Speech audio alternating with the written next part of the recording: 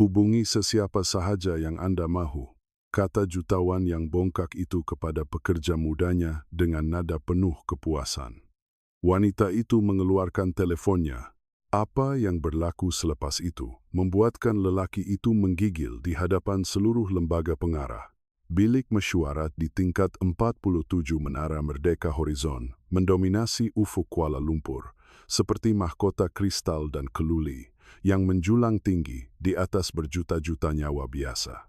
Dari ketinggian itu, kendaraan kelihatan seperti serangga yang merayap di atas arteri asfalt, dan manusia hanyalah titik-titik tidak bererti yang diperhatikan oleh Tan Sri Razak Mansor setiap pagi dengan campuran rasa puas dan hina.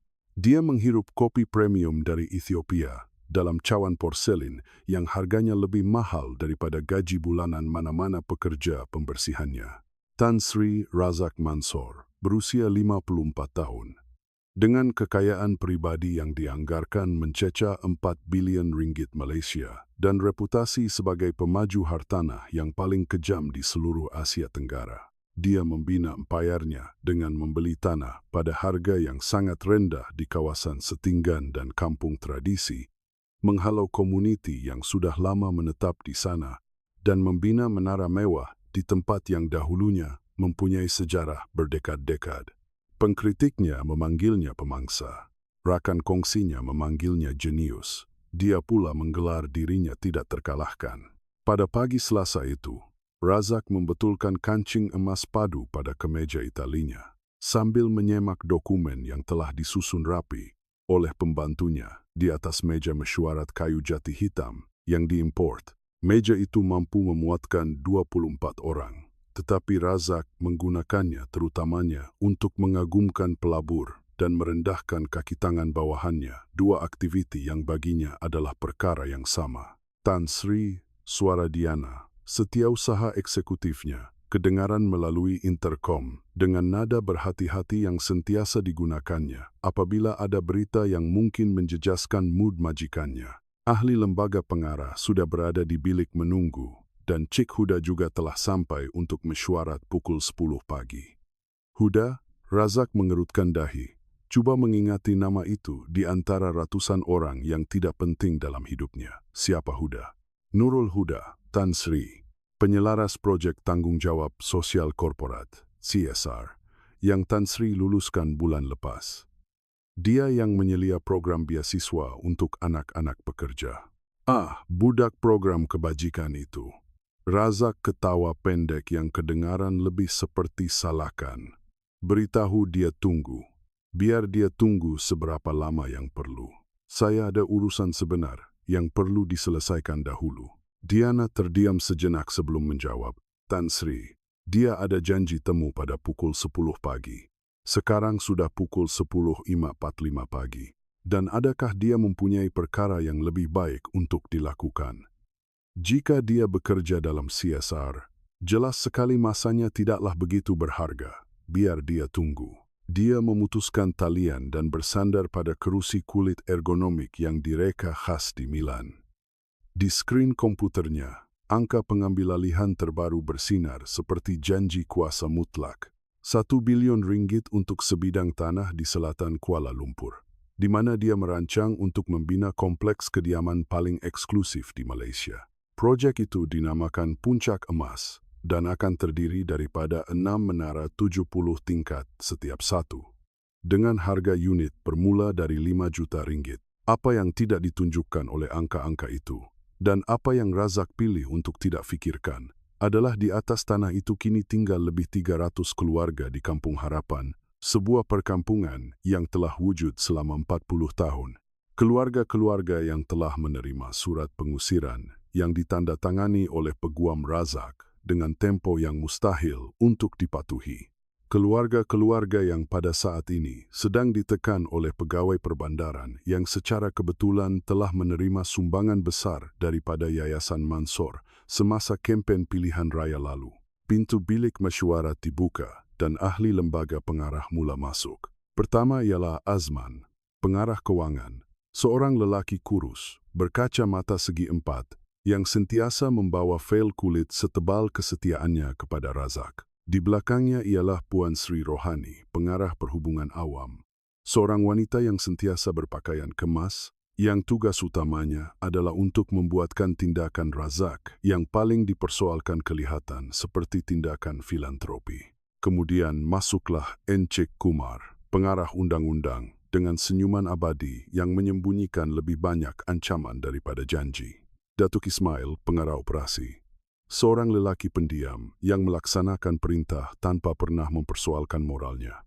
Dan akhirnya, Suraya, pengarah sumber manusia termuda dalam korporat itu, seorang wanita berusia 38 tahun yang mencapai kedudukannya bukan kerana kroni, tetapi kerana keupayaan pentadbiran yang tidak dapat dinafikan oleh Razak.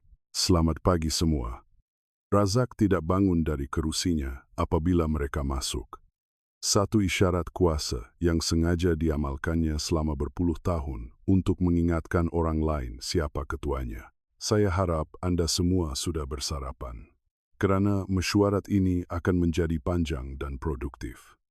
Kita perlu menutup butiran projek Puncak Emas sebelum akhir bulan ini.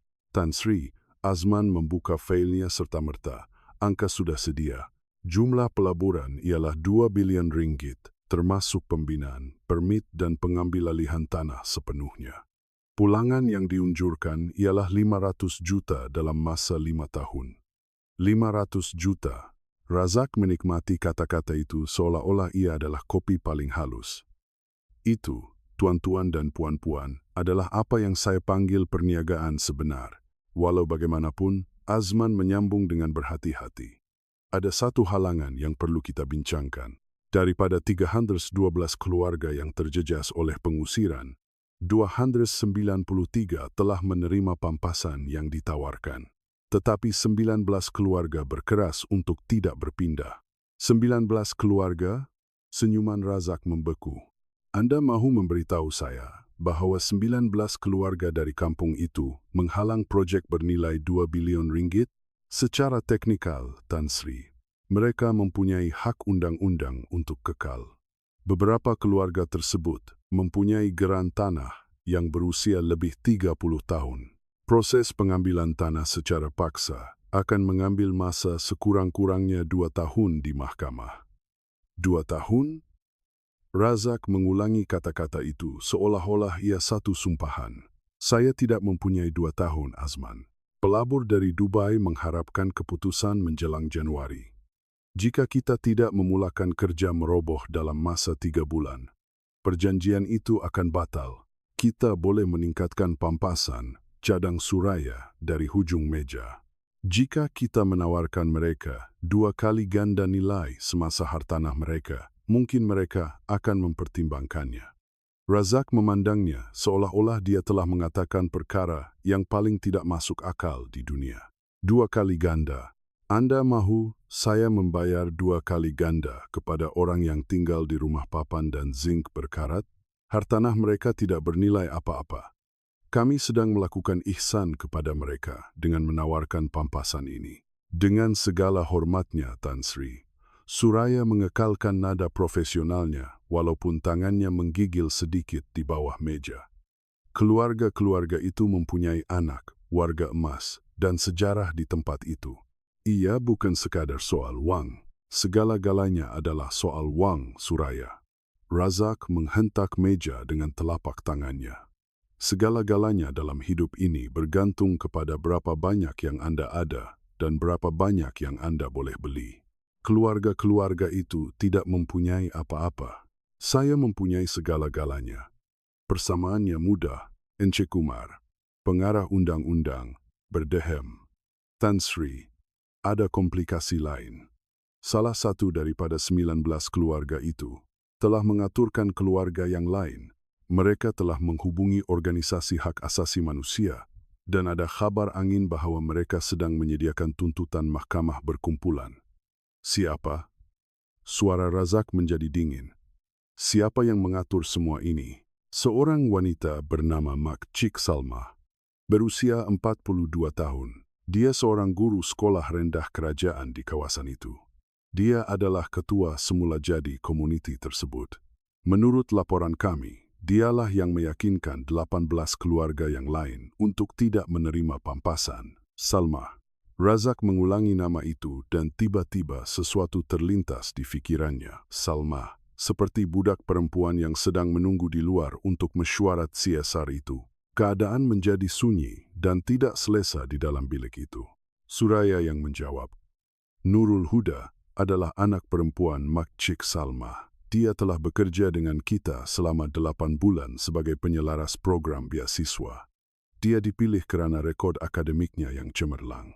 Graduan kelas pertama dari Universiti Awam dalam bidang pentadbiran perniagaan dengan pengkhususan pembangunan komuniti.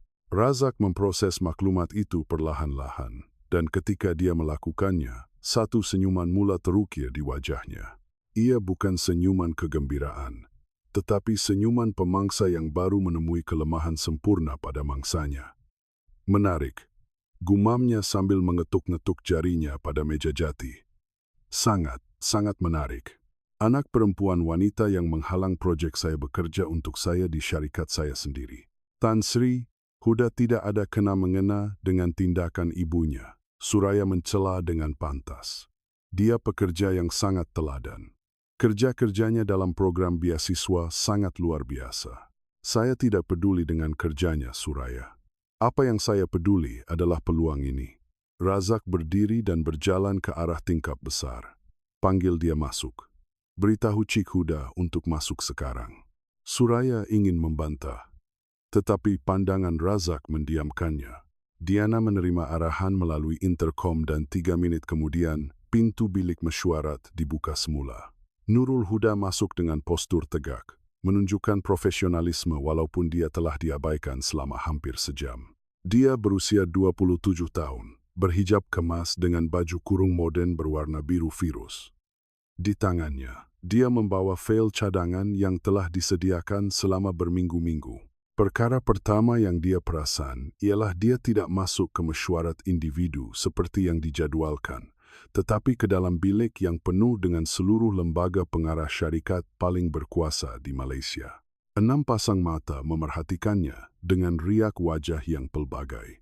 Dari rasa tidak selesa hingga rasa ingin tahu yang kejam. Cik Huda, Razak menyebut namanya dengan kelembutan yang kedengaran seperti ancaman. Maaf membuat Anda menunggu. Kami sedang membincangkan perkara penting, tetapi silakan duduk. Malah, saya gembira Anda ada di sini. Banyak yang perlu kita bincangkan. Terima kasih, Tan Sri. Huda menjawab dengan suara tenang. Mengambil tempat duduk di hujung meja, paling jauh dari Razak. Saya membawa cadangan terkini bagi program beasiswa. Keputusan semester pertama sangat luar biasa. Daripada 42 pelajar, 39 mengekalkan keputusan cemerlang. Hebat. Razak berjalan perlahan mengelilingi meja seperti jerung mengelilingi mangsanya. Sangat hebat. Beritahu saya, Cik Huda, dari manakah asal Anda? Soalan itu, yang kelihatan tidak bersalah, membuatkan suasana menjadi tegang. Suraya memejamkan matanya seketika. Saya dari Kampung Harapan, Tan Sri, di selatan bandar ini, jawab Huda tanpa ragu. Kampung Harapan. Razak mengulangi nama itu seolah-olah merasai sesuatu yang pahit. Kebetulan sekali. Kami baru sahaja membincangkan tentang kampung itu sebelum Anda masuk. Benarkah? Dalam konteks apa? Razak kembali ke kerusinya. Dalam konteks proyek baru saya, Puncak Emas. Proyek yang akan mengubah sepenuhnya kawasan itu. Saya pernah mendengar tentang proyek itu. Huda mengekalkan riak wajahnya. Saya juga mendengar ia melibatkan pengusiran lebih 300 keluarga. 3112 keluarga. Tepat sekali, di mana 2193 telah menerima pampasan yang murah hati. Dan 19 keluarga yang tidak menerima. Disitulah ia menjadi menarik. Cik Huda. Razak membongkok ke hadapan. Kerana rupa-rupanya orang yang mengatur penentangan, orang yang meyakinkan keluarga-keluarga itu untuk menolak tawaran saya adalah ibu Anda sendiri.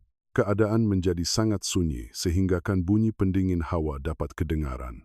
Huda tidak berkedip. Ibu saya, katanya perlahan, adalah seorang wanita yang telah tinggal di kampung itu selama 35 tahun. Dia membesarkan 3 orang anak di sana. Dia mengajar anak-anak di kejiranan itu membaca dan menulis. Dan ya, dia mempunyai hak undang-undang dan moral untuk mempertahankan rumahnya. Hak undang-undang? Razak ketawa besar. Anda tahu berapa ramai peguam yang saya ada, Cik Huda. Anda tahu berapa ramai hakim yang terhutang budi kepada saya. Hak undang-undang adalah konsep yang sangat fleksibel apabila Anda mempunyai sumber yang mencukupi. Itu kedengaran seperti ancaman, Tan Sri. Ia bukan ancaman, ia realiti. Dan realitinya ialah ini. Anda bekerja untuk saya. Gaji Anda dibayar oleh syarikat saya. Beasiswa universiti Anda juga sebahagiannya dibiayai oleh yayasan saya. Jadi secara teknikal, Cik Huda, ibu Anda sedang melawan tangan yang memberi makan kepada anaknya sendiri. Huda merasakan darahnya mendidih, tetapi dia mengekalkan ketenangannya. Tan Sri, kerja saya di sini tidak ada kaitan dengan keputusan ibu saya. Saya diambil bekerja kerana merit profesional saya, bukan kerana nama keluarga saya. Dan beasiswa yang saya perolehi adalah kerana keputusan peperiksaan saya, bukan kerana belas ihsan sesiapa. Merit profesional. Razak seolah-olah menikmati konfrontasi ini. Dia berpaling kepada ahli lembaga yang lain. Dengar itu? Merit profesional. Beritahu saya, Cik Huda, apakah merit Anda sebenarnya? Menyelaras program beasiswa kecil yang digunakan oleh syarikat sebagai hiasan laporan CSR? Itu merit? Program kecil itu, seperti yang Anda panggil, telah mengubah hidup 42 pelajar dan keluarga mereka. Huda berdiri. Pelajar yang tanpa beasiswa itu mungkin bekerja di kilang dan bukannya belajar di universiti. Tetapi saya rasa bagi orang seperti Anda, itu tidak bermakna apa-apa. Bagi orang seperti saya. Razak bersandar di kerusinya. Dan siapakah saya sebenarnya menurut Anda? Seorang lelaki yang mengukur nilai manusia berdasarkan saiz akaun bank mereka. Ketegangan semakin memuncak. Ahli lembaga pengarah kelihatan seperti patung. Suraya berdoa dalam hati. Dan Razak Mansor, buat pertama kali dalam tempo yang lama, mendapati dirinya berhadapan dengan seorang pekerja yang tidak takut kepadanya. Duduk Cik Huda, katanya akhirnya dengan nada yang lebih licik. Saya ada cadangan untuk Anda. Huda tetap berdiri. Cadangan apa? Satu cadangan yang boleh memberi manfaat kepada semua orang. Kepada Anda, ibu Anda, 19 keluarga itu dan sudah tentu, saya. Razak membuka fail di atas meja. Saya menawarkan untuk menggandakan 3 kali pampasan bagi setiap keluarga itu. 3 kali ganda, kita bercakap tentang jumlah yang akan mengubah hidup mereka selamanya. Rumah baru di kawasan yang lebih baik, wang untuk memulakan perniagaan, pendidikan terjamin untuk anak-anak mereka. Sebagai balasan untuk apa? Sebagai balasan untuk Anda memujuk ibu Anda supaya bersetuju. Gunakan pengaruh Anda, hubungan Anda untuk melakukan apa yang peguam saya tidak dapat lakukan. Razak tersenyum. Ia adalah situasi menang-menang, Cik Huda. Keluarga mereka mendapat wang, saya mendapat masa, dan Anda mendapat kenaikan pangkat yang akan meletakkan Anda di jawatan eksekutif sebelum usia 30 tahun. Huda melihat angka-angka di dalam fail itu. Ia adalah jumlah yang sangat besar bagi keluarga di Kampung Harapan. Wang yang cukup untuk membeli rumah baru, membayar rawatan perubatan, dan memberi peluang kepada kanak-kanak yang sebelum ini tidak pernah mereka impikan. Tetapi dia juga melihat perkara lain. Dia melihat harga marwah. Dia melihat kos untuk menyerah kalah. Tidak, kata Huda. Razak terpinga-pinga seolah-olah perkataan itu tidak wujud dalam kamusnya. Saya tidak akan memujuk ibu saya. Jika keluarga-keluarga itu ingin berunding, mereka akan melakukannya atas kehendak sendiri, dengan bantuan peguam yang betul, dan tanpa tekanan daripada saya. Anda sedang menolak peluang yang tidak akan datang lagi. Razak membongkok ke hadapan, wajahnya menjadi keras. Saya sedang melindungi sesuatu yang lebih berharga daripada mana-mana peluang yang Anda tawarkan. Dan apakah itu? Integriti saya. Razak memandangnya lama dan kemudian melakukan sesuatu yang mengejutkan semua orang. Dia ketawa terbahak-bahak. Bukan ketawa pendek, tetapi ketawa besar yang bergema di bilik mewah itu. Integriti, katanya di celah ketawa. Integriti tidak membayar bil. Integriti tidak membeli obat. Integriti tidak meletakkan makanan di atas meja. Anda dan ibu Anda akan kehilangan segala-galanya. Dan pertahanan terbaik Anda adalah integriti. Tan Sri, tidak, biar saya habiskan. Razak mengesat air mata kerana ketawa. Ini benar-benar menarik. Anda berdiri di sini, di bilik mesyuarat saya, di bangunan saya, menerima gaji saya, dan memberitahu saya Anda tidak akan membantu saya kerana integriti. Tahu apa? Silakan. Hubungi sesiapa sahaja yang Anda mahu. Hubungi ibu Anda. Hubungi peguam. Hubungi Perdana Menteri jika Anda mahu. Saya tidak peduli. Razak mendepangkan tangannya dengan gaya teater. Malah, saya mudahkan untuk Anda. Hubungi sekarang juga di sini, di hadapan semua orang. Saya mahu lihat siapa di dunia ini yang boleh menghalang Razak Mansur. Ahli lembaga pengarah memerhatikan babak itu dengan rasa malu dan ngeri. Suraya memandang Huda dengan mata yang merayu, supaya dia tidak terpengaruh dengan provokasi itu. Tetapi Huda melakukan sesuatu yang tidak dijangka. Dia mengeluarkan teleponnya dengan tenang. Dia mendial nombor yang dihafalnya dan meletakkan telepon di telinganya. Razak bersandar di kerusinya seperti maharaja yang memerhatikan gladiator di arena. Sila, hubungi ma Anda, biar dia datang dengan spanduknya. Saya ada banyak masa. Telepon berdering sekali, 2 kali, 3 kali, dan kemudian seseorang menjawab. Selamat tengah hari. Huda bercakap dengan suara yang setenang keluli. Saya Nurul Huda. Saya perlu bercakap dengan Puan, ia mendesak. Razak tersenyum angkuh, menjangkakan suara ibu yang ketakutan.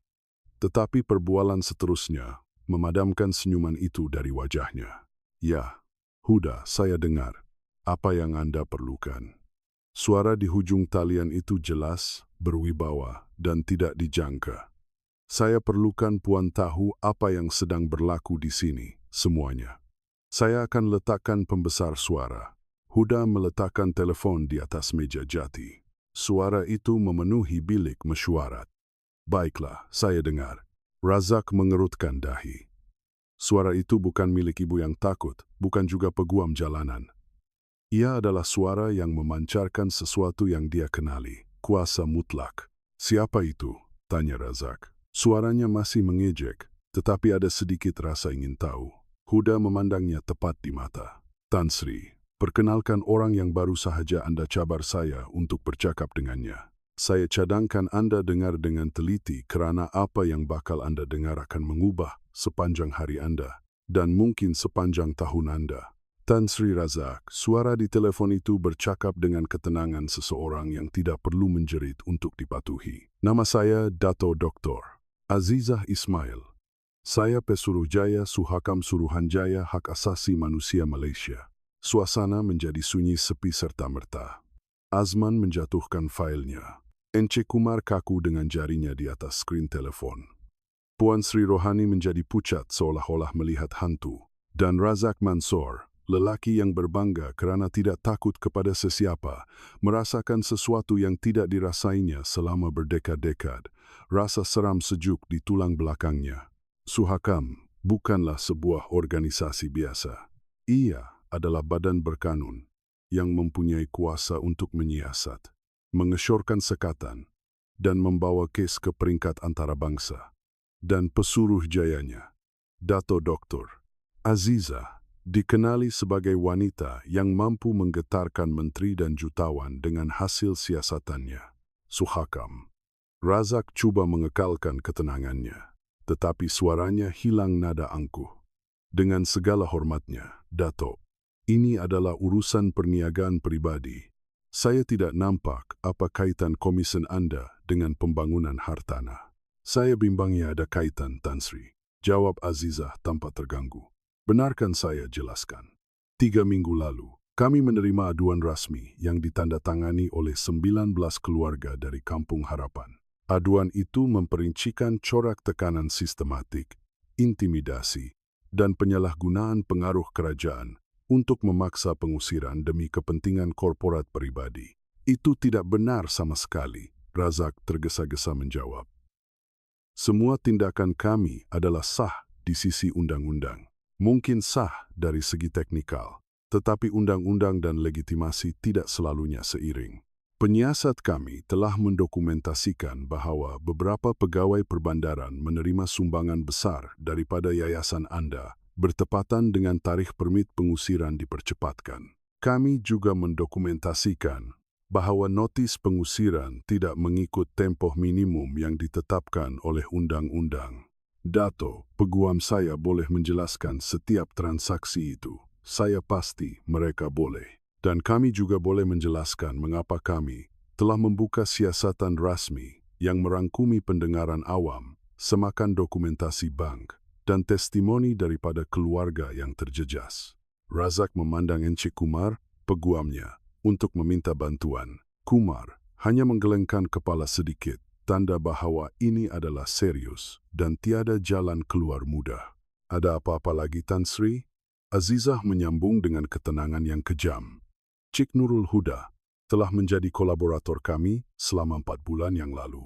Jika sebelum ini sunyi, kini suasana menjadi seperti letupan nuklear yang membisu. Semua orang di bilik itu berpaling ke arah Huda, yang berdiri dengan riak wajah yang menunjukkan keazaman dan sedikit rasa lega. Apa? Razak hampir tersedak. Kolaborator. Apa maksudnya? Maksudnya seperti yang Anda dengar, Tan Sri. Huda bercakap buat pertama kali, 4 bulan lalu.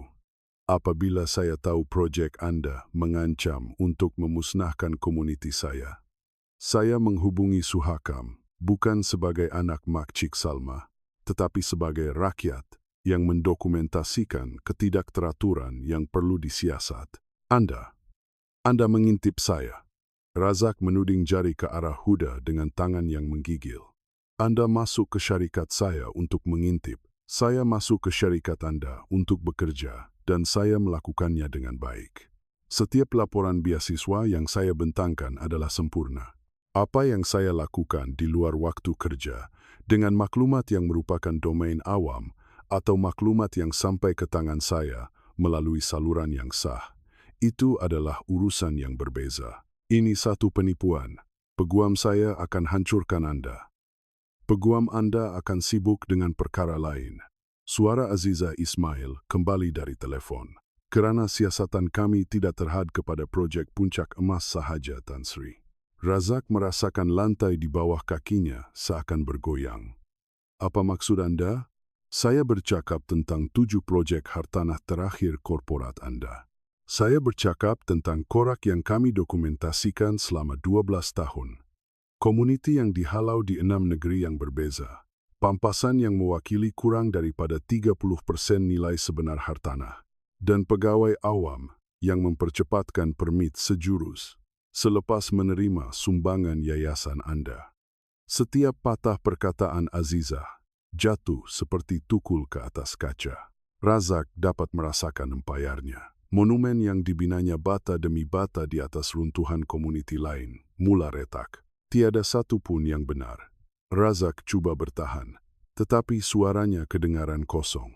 Itu tuduhan tanpa asas daripada orang yang tidak faham bagaimana dunia perniagaan berfungsi. Tan Sri, suara Azizah kedengaran sangat dingin. Saya mempunyai lebih 400 muka surat dokumentasi. Saya mempunyai testimoni bekas pekerja, rekod bank, rakaman mesyuarat, dan email yang diarsipkan oleh sistem keselamatan Anda sendiri. Saya tidak cadangkan Anda terus menafikannya. Razak terduduk di kerusinya. Dia memandang sekeliling mencari sekutu, tetapi apa yang ditemuinya lebih memusnahkan daripada tuduhan itu. Azman telah menutup failnya dan memandang ke meja dengan wajah seorang lelaki yang menyedari kapal itu sedang karam. Encik Kumar sibuk menaip di teleponnya, mungkin menghubungi peguam pribadinya sendiri. Puan Sri Rohani memandang kosong ke arah tingkap. Hanya Suraya yang menunjukkan sesuatu yang berbeza. Dan apabila Razak memandangnya, dia melihat Suraya memandangnya dengan rasa kasihan. Tetapi itu bukan semuanya, Tan Sri. Huda menyambung dengan suara yang lebih kuat. Ada sesuatu yang Anda patut tahu tentang saya. Sesuatu yang melangkaui kerja saya di sini atau siasatan Suhakam. Apalagi, tanya Razak dengan suara serak. Anda kata sebentar tadi bahwa integriti tidak membayar bil, bahwa segala-galanya bergantung kepada berapa banyak yang Anda ada, dan keluarga di kampung saya tidak mempunyai apa-apa. Saya kata apa yang saya kata. Maka, izinkan saya bercerita satu kisah, Tan Sri.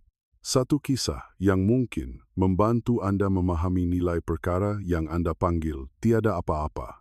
Huda berjalan ke arah tingkap besar yang sama, di mana Razak memerhatikan bandar setiap pagi. Dia menunjuk ke arah selatan. 35 tahun lalu, ibu saya sampai di kampung itu pada usia 17 tahun, mengandung abang sulung saya. Tanpa satu sen pun di dalam poketnya. Dia meninggalkan kampungnya di Kedah kerana tiada kerja, tiada sekolah, tiada masa depan. Dia sampai di ibu kota dengan hanya sebuah beg baju lama dan alamat seorang sepupu yang tinggal di kawasan yang ketika itu hanya tanah terbiar. Saya tidak perlu dengar cerita sedih. Razak cuba mencela, tetapi suaranya tidak lagi berwibawa. Anda akan dengar cerita ini. Huda tidak berpaling, kerana ia ada kaitan dengan Anda secara langsung. Ibu saya dan 23 keluarga lain membina kampung itu dengan tangan mereka sendiri. Mereka memikul batu bata, membancu simen, memasang paip sendiri. Tiada jalan raya, tiada elektrik, tiada air bersih. Segalanya dibina dari kosong. Itu 35 tahun lalu. Keadaan sudah berubah. Keadaan berubah kerana mereka yang mengubahnya, Tan Sri. Ibu saya mengatur jiran-jiran untuk menuntut kemudahan asas. Mereka berarak, membuat petisyen, menunggu malam demi malam di pejabat kerajaan. Dan mereka berjaya. Elektrik, air, jalan berturap semuanya ada kerana mereka berjuang. Sangat memberi inspirasi. Dan apa kaitannya dengan saya? Huda akhirnya berpaling memandangnya. Ia ada kaitan dengan Anda. Kerana semasa mereka membina komuniti dari bawah, Anda melakukan perkara yang sama dari atas. Tetapi dengan perbezaan besar. Mereka membina untuk hidup, Anda membina untuk memusnahkan. Kata-kata itu jatuh ke atas Razak seperti air sejuk. Kerana itulah yang dia lakukan. Dia membeli apa yang orang lain telah bina, merobohkannya, dan membina sesuatu yang lebih mahal di atasnya. Anda tidak tahu apa yang Anda katakan, Razak cuba membalas. Saya tahu segalanya, Tan Sri. Kerana semasa Anda membiarkan saya menunggu 45 menit tadi, seolah-olah masa saya tidak berharga, saya sedang membaca sesuatu di telefon saya. Sesuatu yang sepatutnya Anda baca lama dahulu. Huda mengeluarkan dokumen dari filenya. Ia bukan cadangan beasiswa. Apa ini? Ini adalah dokumen geran asal Kampung Harapan yang didaftarkan 34 tahun lalu. Ia mempunyai fasal yang peguam Anda nampaknya terlepas pandang. Encik Kumar bangun dengan mengejut. Itu mustahil. Kami telah menyemak semua rekod tanah di pejabat perbandaran. Anda menyemak rekod perbandaran yang telah diubah suai 8 tahun lalu. Tetapi dokumen ini adalah daripada pejabat tanah dan galian persekutuan. Rekod yang mempunyai bidang kuasa lebih tinggi. Kumar mengambil dokumen itu. Wajahnya berubah, seolah-olah melihat bangunan yang sempurna runtuh di hadapan matanya. Tan Sri, suara Kumar bergetar. Ini merumitkan kedudukan kita secara signifikan. Apa maksudnya? Maksudnya, tanah di mana Kampung Harapan berada telah diberikan melalui satu resolusi persekutuan yang menetapkan penggunaan tanah komuniti selama-lamanya. Untuk mengubah status itu, ia memerlukan keputusan Mahkamah Persekutuan, bukan sekadar permit perbandaran. Secara praktikal, projek Puncak Emas tidak sah di sisi undang-undang. Wajah Razak Mansor adalah sesuatu yang tidak akan dilupakan oleh sesiapapun di dalam bilik itu. Ia bukan kemarahan, Ia adalah kejutan yang mendalam. Wajah seorang lelaki yang menyadari seluruh hidupnya dibina di atas asas yang baru sahaja runtuh. Itu tidak mungkin betul, gumamnya. Kami belanja berjuta-juta untuk kajian undang-undang. Firma guaman terbaik Anda tidak menyemak rekod persekutuan kerana tiada siapa sangka sekumpulan keluarga miskin mempunyai akses kepada dokumentasi tahap itu. Tetapi rupa-rupanya seorang guru sekolah rendah lebih tahu tentang hak tanahnya daripada peguam Anda semua. Ada apa-apa lagi? Suara Aziza Ismail bergema dari telefon. Tan Sri, saya mahu Anda faham siasatan ini bukan pribadi. Tugas kami adalah melindungi hak, bukan memusnahkan syarikat. Tetapi setiap tindakan ada akibatnya. Apalagi yang Anda mahu dari saya? Tanya Razak lemah. Saya mahu Anda dengar cadangan yang telah disediakan oleh Huda. Bukan cadangan beasiswa, tetapi cadangan lain yang telah dibangunkan bersama pasukan teknikal kami selama berminggu-minggu. Semua mata beralih kepada Huda. Dia mengeluarkan dokumen kedua yang lebih tebal. Tan Sri, selama 4 bulan lalu, saya bukan sahaja bekerja untuk beasiswa dan suhakam, saya juga membangunkan alternatif kepada projek Puncak Emas. Sebuah projek yang tidak memerlukan pengusiran sesiapa. Projek yang tidak memusnahkan komuniti, tetapi menyatukannya.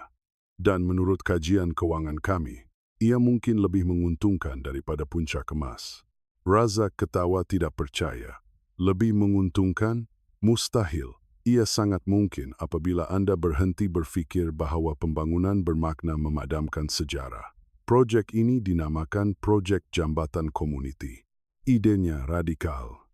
Daripada merobohkan Kampung Harapan, kita menaik taraf infrastruktur sedia ada dan membina menara kediaman di sekelilingnya secara integrasi. Menara mampu milik di sebelah kedai tempatan, kawasan hijau komuniti, sekolah, dan pusat kesihatan yang dibiayai sebahagiannya oleh jualan unit mewah di menara-menara luar. Huda menunjukkan graf dan unjuran. Kuncinya ialah mengekalkan komuniti sedia ada menjana nilai hartanah jangka panjang yang lebih tinggi. Kajian antarabangsa sangat jelas tentang perkara ini. Azman, pengarah keuangan, tidak dapat mengelak daripada tertarik. Angka-angka ini sangat menarik. Ia mengurangkan kos undang-undang dan pengusiran, serta mempercepatkan tempoh pembinaan. Cakap dengan berhati-hati, Suraya. Gertak Razak, tetapi gertakannya tidak lagi kuat. Ia adalah kebenaran, Tan Sri. Reputasi Anda di peringkat antarabangsa terjejas teruk. Dana pelaburan dari Eropah kini meletakkan syarikat kita dalam senarai pengecualian kerana risiko etika. Razak terdiam lama. Suraya bangun dari kerusinya. Tan Sri, saya rasa Cik Huda layak didengar. Apa yang dia cadangkan bukan sekadar alternatif perniagaan, tetapi peluang untuk mendefinisikan semula syarikat ini. Satu demi satu, ahli lembaga pengarah menyatakan sokongan mereka terhadap idea itu bukan kerana takut, tetapi kerana mereka melihat jalan keluar dari krisis yang bakal memusnahkan mereka. Razak memandang mereka semua dengan perasaan dikhianati dan ragu-ragu. Selama 54 tahun, dia hidup dengan prinsip yang kuat menang, yang kaya berkuasa. Dan sekarang, seorang wanita berusia 27 tahun baru sahaja menunjukkan bahawa ada cara lain untuk memahami kuasa. Tan Sri, suara Azizah Ismail kembali. Anda ada keputusan untuk dibuat. Anda boleh lawan siasatan kami, lawan rekod tanah, lawan pendapat umum, dan lawan pelabur antarabangsa. Atau Anda boleh pilih jalan yang berbeza. Saya tidak suka diugut. Ini bukan ugutan. Ini reality. Dan reality, seperti yang Anda kata tadi, adalah apa yang penting. Razak Mansor berdiri perlahan, berjalan ke tingkap, dan memandang bandar raya di bawahnya. Buat pertama kali, dia merasa dirinya sangat kecil. Bukan kecil kerana kalah, tetapi kecil dari segi perspektif. Dari tingkat 47, manusia nampak seperti semut. Tetapi setiap semut itu mempunyai cerita, keluarga, dan perjuangan. Dan dia telah menghabiskan berpuluh tahun melayan mereka sebagai penghalang jalan sahaja. Tan Sri, Huda mendekat perlahan. Ibu saya, ada pesanan untuk Anda. Razak tidak berpaling. Pesanan apa? Dia menjemput Anda makan malam di rumahnya. Dia kata sebelum Anda membuat keputusan, Anda patut mengenali apa yang Anda mahu musnahkan. Bukan tanahnya, bukan rumahnya, tetapi manusianya. Ibu Anda menjemput saya makan malam. Razak mengulangi kata-kata itu, seolah-olah ia bahasa asing. Esok pukul 7 malam. Tiada protokol. Hanya makanan kampung dan jiran-jiran yang ingin bercerita. Jika selepas itu Anda masih mahu merobohkan kampung kami, sekurang-kurangnya Anda sudah mendengar suara mereka. Keesokan paginya, Razak Mansor bangun dengan perasaan yang tidak pernah dirasainya sejak dia remaja. Dia memandu keretanya sendiri ke Kampung Harapan, tanpa pemandu pribadi. Dia melalui kawasan kejiranan lama tempat dia membesar. Sebuah kawasan sederhana di Gombak yang kini sudah berubah. Dia berhenti di depan sekolah rendah lamanya dan bertanya pada diri sendiri. Bilakah dia berhenti melihat manusia sebagai manusia dan mula melihat mereka sebagai angka dalam helaian Excel? Pukul 6.30 petang, Razak memarkir keretanya di jalan yang tidak berturap di Kampung Harapan. Perbezaan antara tempat ini dan tingkat 47 Menara Merdeka Horizon sangat ketara. Rumah-rumah di sini diperbuat daripada simen dan kayu, dicat dengan warna-warna terang. Ada baju yang dijemur di ampayan, anjing dan kucing yang berkeliaran, dan kanak-kanak yang bermain bola sepak dengan riang. Makcik Salma menunggunya di pintu rumah. Dia seorang wanita yang tidak tinggi, tetapi mempunyai kehadiran yang kuat. Tan Sri. Dia menghulurkan tangan dengan penuh maruah. Selamat datang ke rumah saya. Saya harap Anda lapar. Razak menjabat tangannya dan terkejut mendapati genggamannya kuat dan yakin. Terima kasih atas jemputan ini, Makcik Salma. Panggil saya Salma sahaja. Di sini kita tidak guna pangkat. Di dalam rumah, bau masakan rendang daging, sambal belacan, dan kopi O memenuhi ruang. Razak teringat masakan arwah ibunya. Di meja makan, 12 orang jiran sudah menunggu. Razak diperkenalkan kepada Daniel, adik bongsu Huda yang berusia 15 tahun. Daniel menunjukkan aplikasi kampung kita yang dibangunkan sendiri untuk membantu peniaga kecil di kampung itu. Razak kagum seorang budak 15 tahun tanpa sumber yang besar mampu membina sesuatu yang memberi impak kepada ekonomi komuniti. Sepanjang malam itu, Razak mendengar cerita jiran-jiran. Pakcik Samad, tukang kayu berusia 73 tahun, Kak Timah, juru rawat yang telah memvaksin ribuan anak di situ, dan ramai lagi. Setiap cerita memecahkan lapisan keegoan Razak. Tiada siapa yang bercakap tentang proyek Puncak Emas atau pengusiran. Mereka hanya melayannya sebagai tetamu, menunjukkan apa yang mereka ada. Selepas makan malam, Salma berkata, Tan Sri, saya tidak akan minta Anda batalkan proyek itu. Saya tidak akan minta belas kasihan. Saya hanya minta Anda gunakan kebijaksanaan Anda untuk sesuatu yang lebih besar daripada sekadar wang. Lihat sekeliling Anda. Bayangkan apa yang kita boleh bina bersama jika Anda letakkan sumber Anda untuk komuniti ini, bukannya melawan kami. Razak pulang ke penthouse mewahnya malam itu dengan fikiran yang berkecamuk. Apabila dia sampai di rumah yang luasnya 500 meter persegi itu, dia merasa kesunyian yang amat sangat. Rumahnya penuh dengan perabot berjenama, tetapi tiada siapa yang memasak di dapurnya, tiada gelak tawa. Dia menyadari bahwa kekayaannya tidak dapat membeli hubungan manusia yang tulus, seperti yang dilihatnya di Kampung Harapan. Keesokan harinya, Razak masuk ke pejabat pada pukul 7 pagi. Dia memanggil mesyuarat lembaga pengarah pada pukul 9 pagi. Saya telah memutuskan untuk membatalkan proyek Puncak Emas, katanya dengan tegas. Walaupun Azman menyatakan tentang kerugian awal, Razak tidak peduli. Sebagai ganti, kita akan laksanakan proyek jambatan komuniti. Saya mau keluarga di Kampung Harapan bukan sekadar penduduk, tetapi rakan kongsi. Mereka akan mempunyai pegangan saham dan suara dalam keputusan pembangunan. Keputusan itu sebulat suara. Perubahan bermula. 3 tahun kemudian, Kampung Harapan telah berubah wajah. Jalan-jalannya berturap kemas dengan mural yang menceritakan sejarah mereka. Menara-menara baru berdiri megah di sekeliling kampung, tetapi ia tidak memisahkan penduduk baru dan lama. Mereka berkongsi taman, sekolah, dan pusat komuniti. Nurul Huda kini menjadi pengarah proyek, sementara Daniel melanjutkan pelajaran dalam bidang kejuruteraan perisian dengan beasiswa syarikat. Makcik Salmah pula menerima anugerah pembangunan komuniti kebangsaan. Di majelis anugerah itu, dia berkata, anugerah ini milik 312 keluarga yang tidak menjual maruah mereka. Dan ia juga milik seorang lelaki yang satu hari masuk ke rumah saya untuk memusnahkan dunia saya, tetapi keluar dengan hati yang baru. Razak Mansur berada di kalangan penonton, bertepuk tangan dengan air mata di matanya. Dia bukan lagi lelaki kesepian di tingkat 47. Dia telah belajar bahwa kekayaan sebenar bukan diukur dengan ketinggian menara, tetapi dengan jambatan yang kita bina untuk menghubungkan hati sesama manusia.